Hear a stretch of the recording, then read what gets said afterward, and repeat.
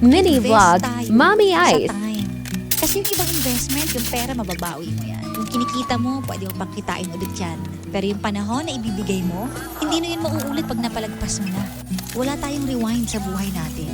Hindi tayo makakabalik sa nakaraan. Wala rin tayong time machine na pwede natin baguhin yung mga nangyari ng nakaraan. Wala eh. Just have to live with the moment and use the time na meron ka.